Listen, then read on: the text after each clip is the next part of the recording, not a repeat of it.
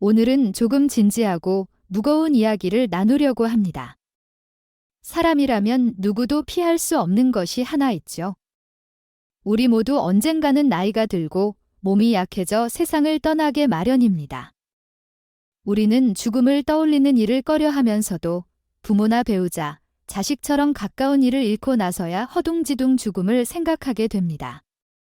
그러나 그마저도 잠시 살아있는 사람은 살아가야 한다며 또다시 눈앞의 일에만 집중하곤 하죠. 하지만 대부분의 사람은 호스피스 병동의 환자처럼 언젠가는 임종실의 주인공이 될 것이고 결국 우리 모두는 언젠가 다가올 이별을 준비해야 합니다. 사실 더 힘든 것은 마지막 순간에 작별 인사를 제대로 나누지 못하는 상황일 텐데요. 만약 세상을 떠나기 전 때가 다가온다는 것을 미리 알 수 있다면 스스로 삶을 정리할 시간도 갖고 사랑하는 사람의 마지막 순간을 지킬 수도 있을 것입니다. 삶이라는 커다란 무대에 막이 내려오는 그 찰나, 우리는 어떤 뜨거운 감정을 느끼며 몸과 이별하게 될까요? 임종 직전에 많은 사람에게 공통으로 나타난다는 몇 가지 현상이 있다고 합니다. 먼저, 수면 시간에 변화가 생긴다고 합니다. 길게는 한 달 전부터, 짧게는 일주일 전부터 잠자는 시간이 평소보다 길어지고 깨워도 별다른 반응이 없을 때가 많다고 합니다. 사흘쯤 내리자다가 잠시 깨어 가족의 얼굴을 알아보고 다시 깊은 잠에 빠지기도 합니다. 마치 혼수 상태처럼 오래 잠만 자는 모습이 특징인데 보통 사람은 잠을 통해 몸을 회복하지만 임종이 가까운 사람은 대사가 느려지며 몸의 여러 기능이 급격히 떨어지고 있다는 뜻이기도 합니다. 또 갑자기 알 수 없는 말을 하거나 이유 없이 두려움을 드러내기도 하는데 늘 의식이 없는 것은 아니므로 의식이 또렷할 때 하고 싶은 이야기를 미리 나눠두는 것이 좋습니다. 다음으로 피부에도 변화가 생깁니다. 혈액순환이 줄고 체온이 낮아지면서 손과 발, 얼굴 등이 차가워질 수 있고 피부가 창백해지거나 푸르스름하게 변하기도 합니다. 신부전이나 체내 액체 이동의 변화로 손발이 붓는 등 부종이 생길 수도 있으며 몸의 기능이 떨어지면서 피부가 건조해지고 갈라지는 모습도 보입니다. 이어서 정신이 오히려 맑아지는 현상도 있다고 합니다. 죽음이 가까워지면 오히려 의식이 분명해지고 집중력이 높아지는 경우가 종종 발견된다고 하는데 주로 나이가 들어 자연스럽게 마지막을 맞이하는 분들에게서 이런 모습이 나타나는 편입니다. 이럴 때는 전에는 잘 알아보지 못했던 가족들을 또렷하게 알아보고 흐릿하던 눈에 힘이 생기기도 합니다. 이런 순간에 작별 인사나 유언을 남기는 분들이 많고 종종 천장이나 창밖을 힘있는 눈으로 계속 지켜보기도 한다고 합니다. 또 다른 변화로 호흡이 거칠어지는 모습이 나타납니다. 숨을 몰아쉬다가 멈추는 듯하고 다시 숨을 쉬는 현상이 반복되기도 하는데 이런 모습을 체인스톡 호흡이라고 부릅니다. 임종이 임박하면 목이나 턱, 가슴 근육을 심하게 써가면서 호흡을 시도하는데 기관지에 분비물이 쌓여 가래 끓는 소리가 나는 경우도 많습니다. 목 안쪽에 고인 분비물을 삼키거나 뱉어낼 힘이 없기 때문에 숨 쉴 때마다 그 특유의 소리가 들리는 것이죠. 외국에서는 이를 죽음이 가까울 때 나는 딸랑거리는 소리로 부르기도 하며 임종이 임박했음을 알리는 대표적인 신호라 여겨집니다. 며칠에서 몇 주에 걸쳐 식욕이 크게 줄어드는 현상과 함께 갈증이 심해지기도 합니다. 음식을 거의 받지 못하거나 물을 마시는 양이 줄어드는 것은 몸이 더 이상 이전만큼 많은 영양을 요구하지 않게 되었기 때문입니다. 흔히 거식증이라 불리는 이러한 식욕부진은 신체가 쇠퇴하는 자연스러운 흐름 중 하나입니다. 대신 입안이나 목이 바싹 말라 침이 끈적해지고 입술이나 혀가 갈라지기도 합니다. 그리고 변을 조절하기 어려워지는 일도 생깁니다. 소변량이 크게 줄어들고 색도 진해지는데 전신 근육의 힘이 떨어져서 괄약근을 조절하기 어렵게 되면 변실금이 발생하기도 합니다. 임종이 가까워질수록 대변은 더 나오지만 혈압이 떨어져 소변은 점차 줄어드는 모습이 보입니다. 지금까지 말씀드린 이런 변화들은 몸과 정신이 마지막을 향해 가는 신호일 수 있습니다. 의식이 있을 때 사랑하는 이들에게 마음을 전해두면 막상 의식을 잃은 뒤에 서로 간에 남는 아쉬움이 훨씬 줄어들 것입니다. 요양병원에서 20년째 간호사로 일하고 있는 어떤 분의 이야기를 들어보면 무수히 많은 죽음을 지켜보면서 깨닫게 된 경험이 있다고 합니다. 폐렴으로 오랜 병상 생활을 하던 한 어르신은 이미 죽음이 가까웠음에도 끝까지 가족이 나타나지 않았다고 합니다. 알고 보니 젊은 시절 가정에 신세를 많이 졌고 그 죄책감 때문에 혼자 지내며 모든 인연을 끊고 살았다는 것이었습니다. 그런데 이상하게도 의학적으로는 이미 떠나야 할 때가 지났는데도 억지로 숨을 붙잡고 있는 듯한 느낌이 들었다고 합니다. 결국 가족을 수소문하여 아내를 모셔왔고 아내가 남편 손을 꼭 잡고 용서할 테니 이제 편히 가세요 라고 말하자 그제야 어르신은 눈을 감으셨다고 합니다. 정든 가족이 떠나가면 슬퍼할 틈도 없이 바로 뒤이어 장례를 준비해야 합니다. 소중한 사람을 떠나보낸 뒤에 정신없이 치러야 하는 과정이라 더 힘든데 특히 처음 겪는 분들은 어디서부터 어떻게 준비해야 할지 막막해집니다. 그나마 상조에 미리 가입했다면 가입한 곳에 연락해 절차를 진행하면 되지만 까다롭고 복잡한 장례 절차와 조문객 맞이, 커다란 비용은 큰 부담이 되기도 합니다. 어떤 조사에 따르면 국민 중 대다수가 상조 서비스가 필요하다고 답했다고 하는데 그렇다면 우리나라의 많은 상조회사 중 어디를 선택해야 가장 현명할까요? 그래서 합리적인 비용으로 도움을 받을 수 있는 고위상조라는 곳을 소개하려고 합니다. 여기에서 비용을 줄이고 제대로 된 지원을 받기 위해 기억하면 좋을 3가지를 말씀드리고자 합니다. 먼저 선불제와 후불제 중 어떤 것을 택해야 하나 하는 고민이 있을 수 있습니다. 선불제는 말 그대로 미리 비용을 내는 방식으로 흔히 보험처럼 120회 정도로 나누어 내며 총 500만 원에서 1000만 원에 이를 때가 많습니다.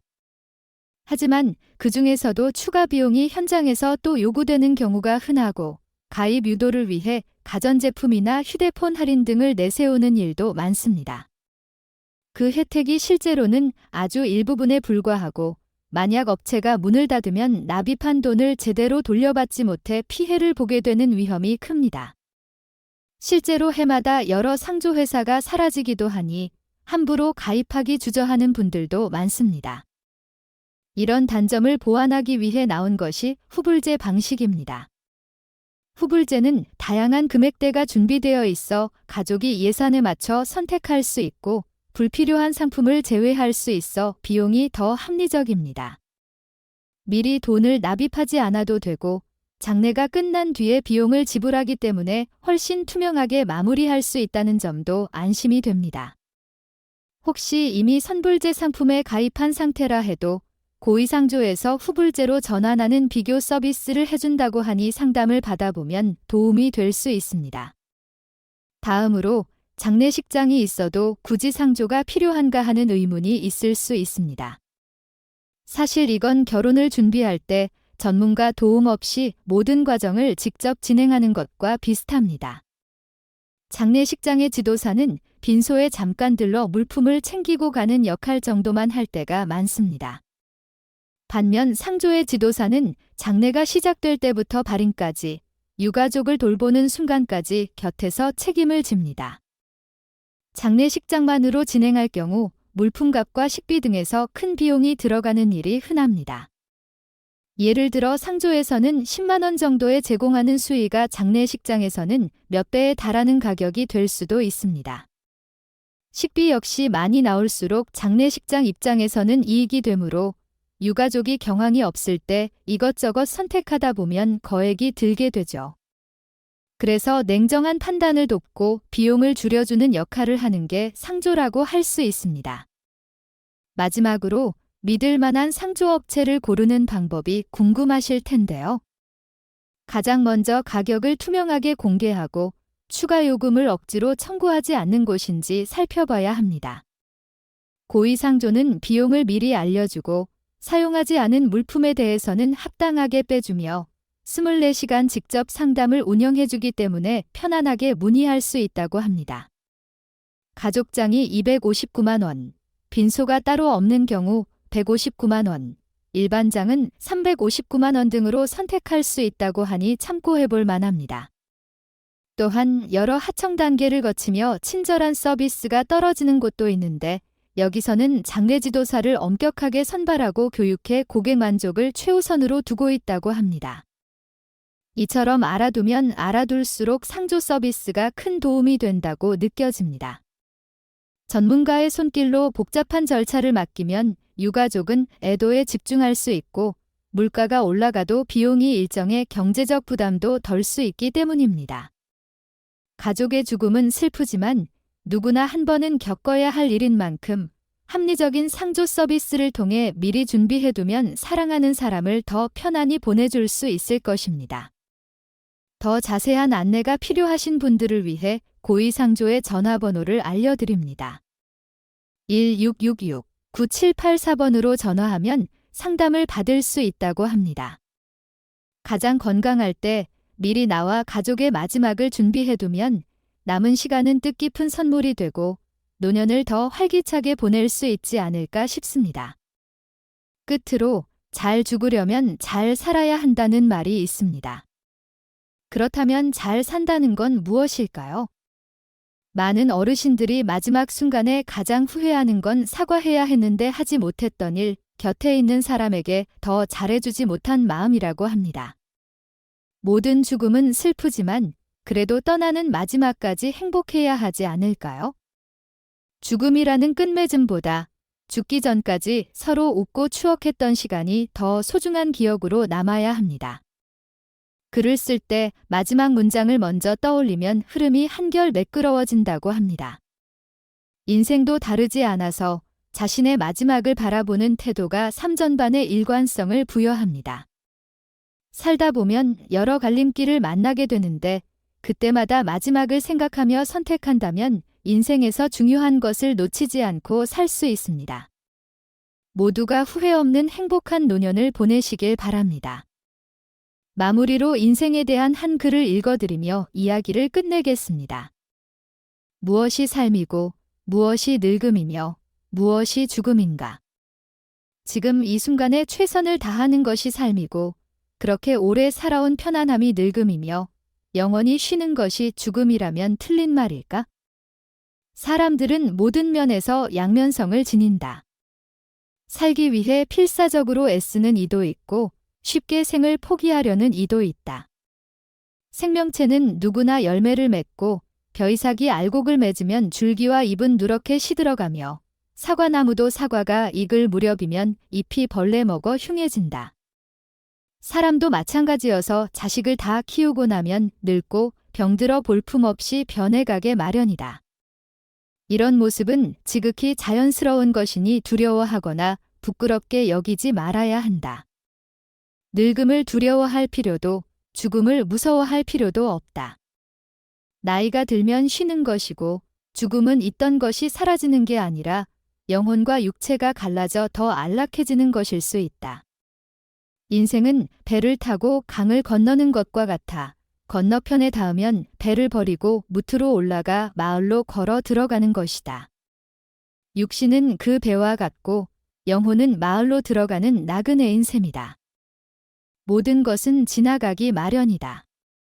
고통과 괴로움도 시간이 지나면 상처가 아물고 그 시간이 결국 내게 성장의 선물이 되었다는 사실을 깨달을 때가 온다. 내 삶에는 기쁨만 있는 게 아니다. 기쁨과 슬픔이 함께 어우러져 있고 나는 그것들과 함께 동행하며 내 삶을 아름답게 꽃피우다가 때가 되면 소리 없이 지고 싶다. 오늘도 이 이야기를 끝까지 들어주셔서 고맙습니다. 황금처럼 무르익어가는 여러분의 지혜로운 걸음을 언제나 응원하겠습니다. 오늘 영상이 도움이 되셨다면 구독과 좋아요 부탁드립니다. 끝까지 경청해 주셔서 감사합니다.